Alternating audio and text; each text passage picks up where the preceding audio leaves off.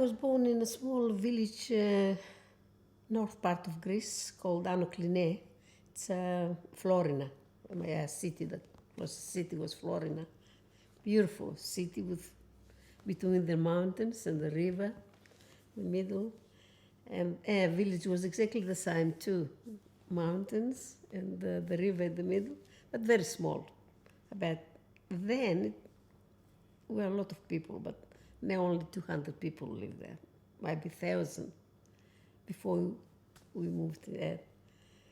And when I was only 2, my father killed in Second World War. I never met my father. My sister was only 6 months old. I was 2.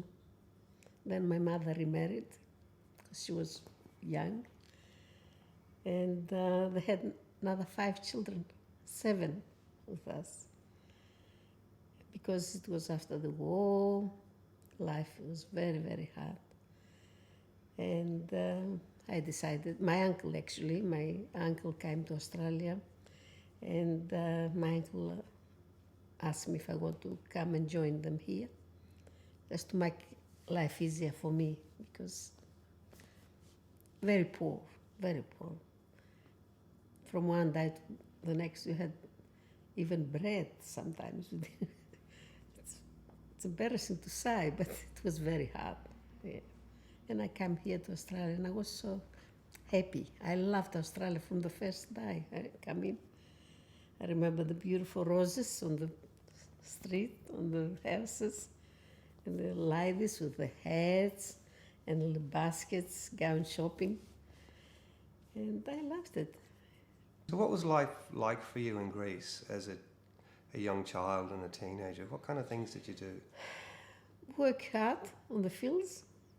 Actually, I was very, very clever girl, and always teacher said to me, you have to go to high school, educate. But I couldn't go. I had no money to rent the place, or it was very, very hard. So I decided to stay at the village and work on the fields, helping my family. Every Saturday, Sunday afternoon, go out for a walk up and down and looking at the boys and girls. We're not allowed to talk to the boys, not allowed to go near them, just look. And messages from friends. And when I come here, I was missing only this and my friends. I was missing my friends too. You come from a village in Greece just after the Second World War, and you come to Australia. How much of a shock was that to you? It was like paradise for me. I was dreaming that I was back to Greece, and I was scared. I loved it here.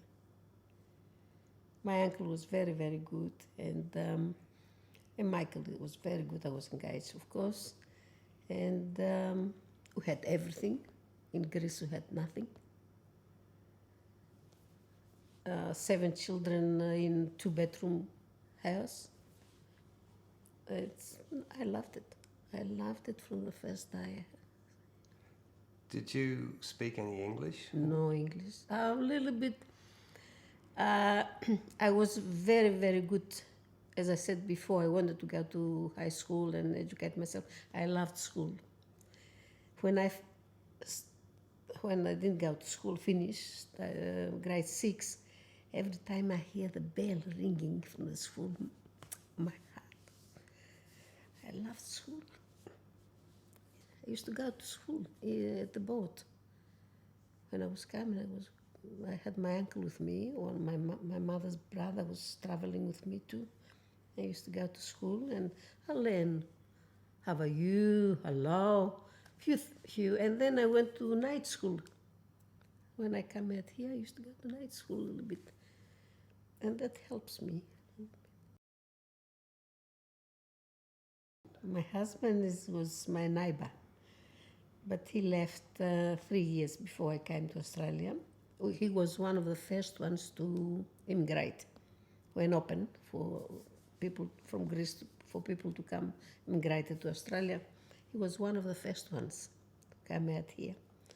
And my mother-in-law and my mother, they were friends, very good friends. And my mother-in-law said, when I was ready to come, my mother-in-law said to me, I'll be very happy when you go to Australia, because Michael was 7 years older, and he, nice looking boy, but he didn't look at me because I was very young. I was 14, 15 when he left Greece. And my mother-in-law says, when you go to Australia and you like Michael and Michael likes you, I'll be happy for you to get together. And my mother said to me the same. Says, oh, well, we know Michael, it's from... And when I come here, yeah, of course I was looking to see him, you know. And his mother wrote a letter to him too, to tell him that I was a good girl and this and that. It's not the mother's side, the son. And I come here, and in a week, Michael came with his brother-in-law to visit, because I brought some Tsipuro. Tsipuro, it's vodka, like vodka. Yeah, his mother sent him vodka, and they came there and they were drinking vodka, and I was making mezedes, like few things to eat, and they were drinking and talking, and after all this, his brother-in-law said to me, said to my uncle, says, we don't come here only for drink. We come here to ask Stacy if she wants to marry Michael. And I said, I didn't know how to say it. It was only 1 week. And my uncle says, no. I will now, Michael. Michael used to work with my uncle, James Hardy. And he says, Michael, we know you're a good boy and everything, but too early. What the mother gonna say? It's only 1 week. We haven't seen her yet. He says, yeah, but you know, the mother will be all right and everything. No. My uncle says, everything all right. He was jumping from one bed to the other. There were 2 single beds.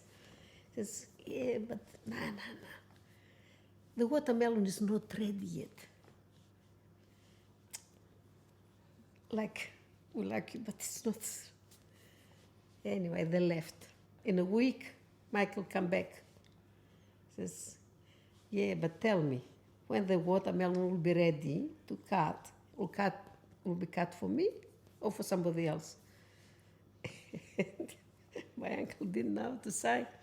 And he talked to me and says, what do you think, Stacy? I said, he's all right. My mother told me if I come and he like me and I like him, to say yes. And my uncle says, oh well, everything planned, and I don't, it's everything planned from Greece to come here for Michael, and I don't know what to do. I said, well, if you like him, we have to wait. But I said, yeah, but if you ask somebody else and lose him, my uncle says, you want him? Okay. And then I got engaged in a month. I was here, we got engaged.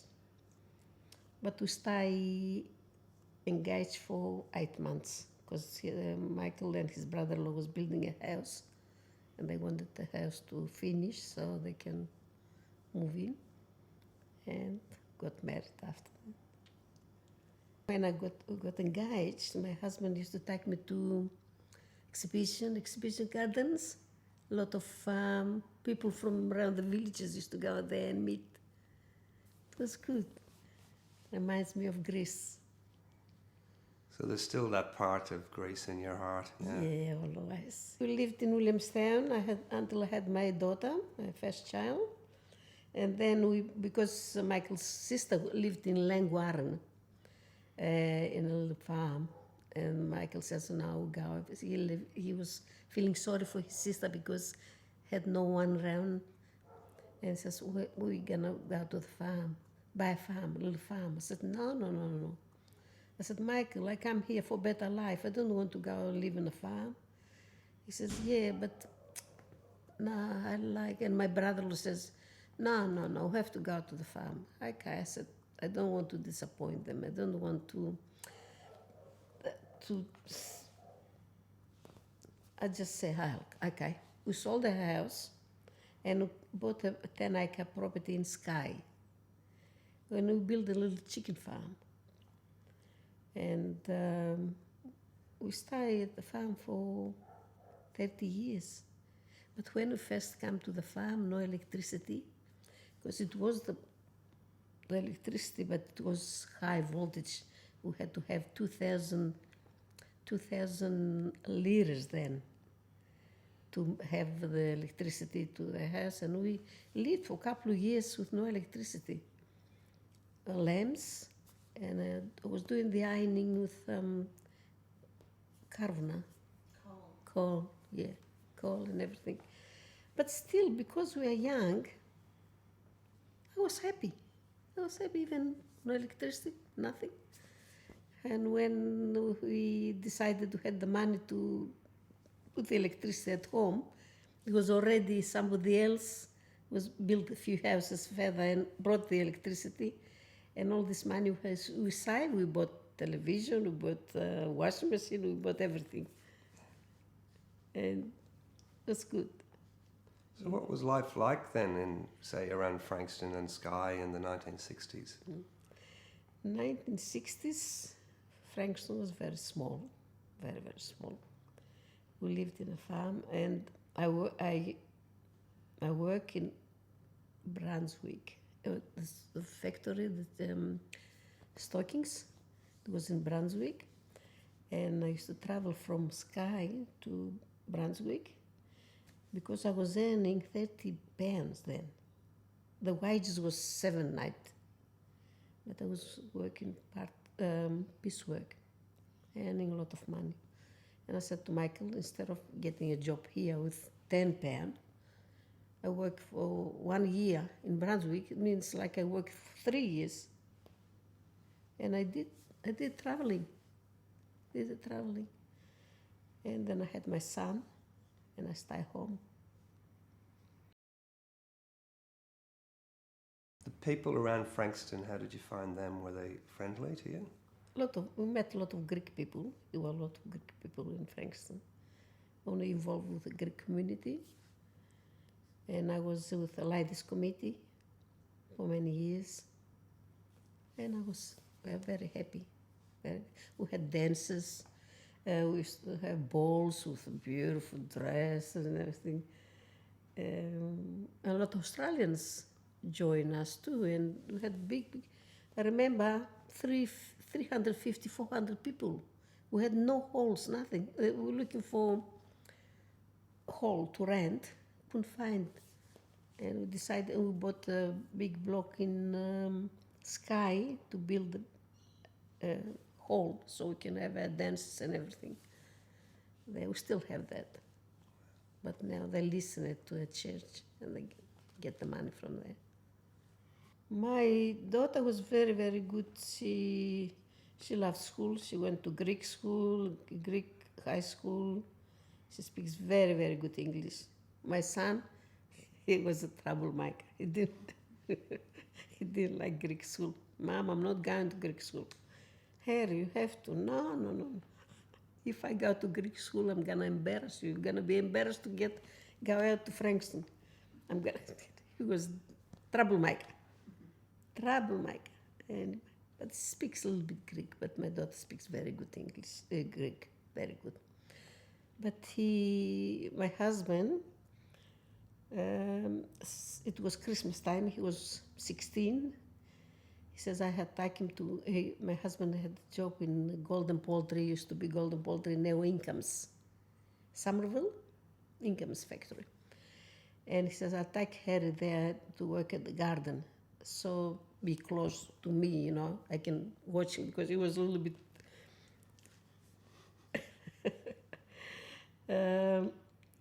And he asked there for a job. And the manager says, sorry, Michael, but we haven't got anything at the garden. And then the maintenance manager passed from there and said, what are you talking about? I'm looking for my son to get him a job for Christmas holidays. But it's nothing. He says, I want the little boy for for the maintenance department. He said, Michael says, oh, he born with the screwdrivers on his hands. Because since he was little, always fixing things, building aeroplanes and fly them with remote control, very good mechanical. And that's how he got the maintenance department. And a month time, he says, Mom, I'm not going back to school. I'm going to stay. I said, hey, Mom, I'm not going to be a solicitor or a doctor. Don't forget about that. I'm going to be a mechanic. Harry, I wanted to see you with nice clothes and tie. I don't want to see you with overalls. No. That's what I'm going to do.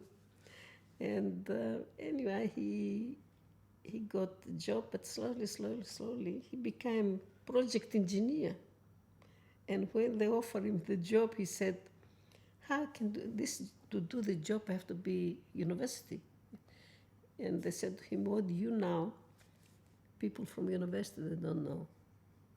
Because even when he went to work the maintenance department, he was fixing the machines, and the people are surprised how he was doing all these things. They say people born with charisma. You know? Anyway, he still involved with the chickens. He's a big chicken grower. Millions of chickens.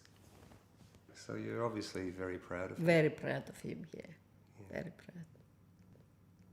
My daughter first she did pottery. Mom, I don't want to be a school teacher, I don't want this, I don't want pottery. In the end, pottery, it's something that it's not, can't find a job or have to have your own workshop and everything. End up working for orthodontist. And then she decided to go back to the university, and she got some diplomas, and she works for National Bank now. It's a good position there. Are they both married now? My daughter's not married. My son married, and I've got one granddaughter. Beautiful. She'll be 18 this Saturday, organizing the party. Brings a big smile to your face, doesn't it? Yeah. Very good girl. I never had any problems. I get along very well with Australian people. I mix with Australian people, also with Greeks. But still, I'm Greek. And even my granddaughter, she's Greek. I'm surprised how she's Greek. The mother is Australian. My son is Greek, but he's married to Australian girl. But my granddaughter is Greek. But with a surname like Kipouropoulos, she can't hide. She can't say she's Australian, isn't it? Yeah. Melbourne is the second largest Greek city in the world. Yes. Yeah. Yes. So it's not as if you're going to feel lonely, is it? No, never. I don't know, some people never mix with Australian people, and doesn't have to. We have to mix with everyone. I lost my husband 8 years ago. He passed away from mesothelioma because he worked James Hardy. And after 45 years, the cancer came up, and I lost him. Doctors couldn't do it. He did chemotherapy. They tried everything. Nothing helped. So I lost him. But he said to me before he died, he says, you have to keep going at the club. You're doing a very good job, because I was a president then. I said, Michael, what I was doing because I had you. Now, he says, no, you've got your children. You have to be proud. Continue. You're doing a very good job. And 40 days after, I went back to the club, and I'm still there, president. I work hard, but it's good for me because I had something to do. It's not easy when you lose your partner. Even now, sometimes I'm scared. if I have nothing to do. I have to be busy. I have to do something. What's your proudest achievement? Price achievement.